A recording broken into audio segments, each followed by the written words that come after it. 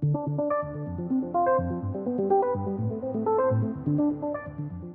just have a quick question from Nirushan, who asks, what is the importance of central bank balance sheets and how can we use it in our trading? So thanks for the question, Nirushan.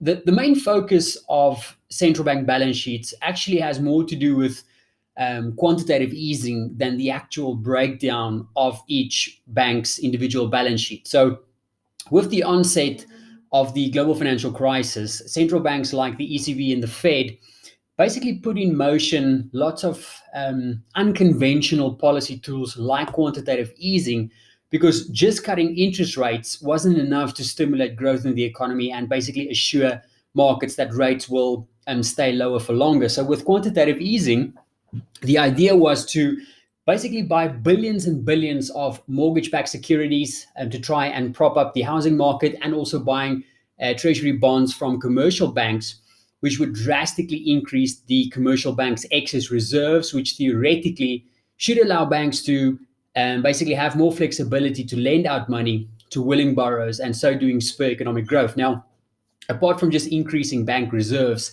to stimulate the borrowing, quantitative easing also has other uses, one of which is to basically artificially keep bond yields low.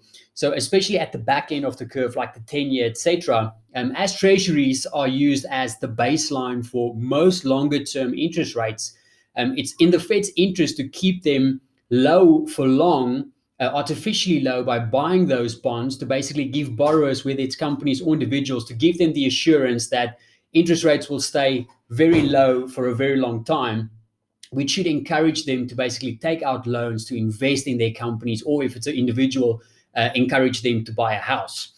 Now, apart from that, if the central bank manages to lower the value of their currency by increasing the money supply with quantitative easing, theoretically speaking, the lower currency should also increase the odds of inflation. But as you know, central banks are yet to really see inflation increase from the use of all the quantitative easing that they've done. So if we take a look at the Fed's balance sheet on TradingView, right? So by the way, we did a video a while ago about a website called Quandl and how their charts can be used on TradingView. So make sure to check that out. But the way that you can get something like the balance sheet on a chart is, let me just quickly open up this euro pound chart.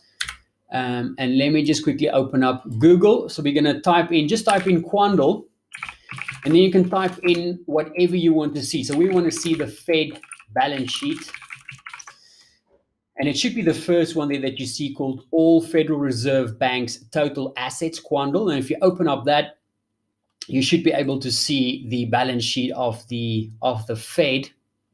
Now, from here, what you need to do is you need to take this little Quandl code that you have, just copy that. So let me just highlight that, copy that, go to any chart. Let's just use this one.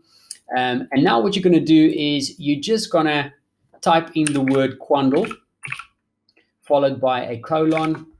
Then you're going to paste in that code, and you're simply just going to press enter. Don't wait for it to pop up in the search criteria. It won't. After you've put in that code, remember Quandl, colon, the code, and then you just press enter, and that'll actually give you the Fed's balance sheet. Now, if we zoom out, you can just see the balance sheet was sitting at 800 billion all the way back before the financial crisis hit. Then we saw that first rounds of quantitative easing stepping in. In October 2014, they officially announced that they're going to start or that they're terminating their quantitative easing program. And then we sort of just moved sideways and started tapering a little bit. And then, of course, in 2018, we had that little bit of a market tantrum at the end of 2018. The Fed eventually stepped in.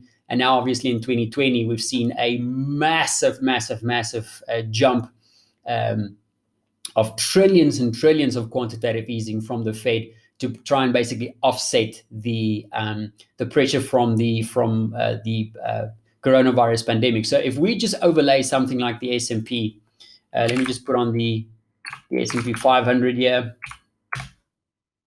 and let's just put in the NASDAQ as well, to give you an idea. So if we overlay these two, you can see, as the balance sheet has expanded, even from the global financial crisis, as the balance sheet started to expand, you've basically seen that it has supported the stock market.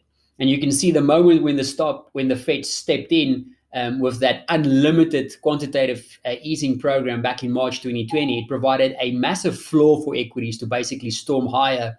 And the Fed even expanded their purchases to include things like ETFs that allowed them to buy company bonds, which further added stimulus to the stock market. So for a lot of market participants, this chart is really a scary one, because if the Fed should suddenly need to stop the gravy train and start to taper, what will that mean for the stock market? And, what would it mean if we start to see that type of tighter financial conditions and not propping up the so-called zombie companies anymore, etc. So that's a little bit sidetracked on the question, but to answer your question in terms of trading, looking at the balance sheet isn't really a chart that we would watch every day like we do equity charts or any type of asset class price chart. The main focus isn't so much on the balance sheet chart itself, but on what it means and what's happening in terms of quantitative easing. So where this chart does get a lot more interesting, of course, is if we start to notice the purchase is starting to slow down or starting to increase.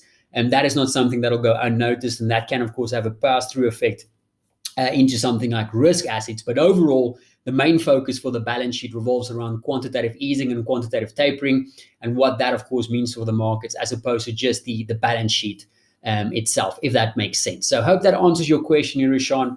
Any other questions, as usual, please don't hesitate to let us know.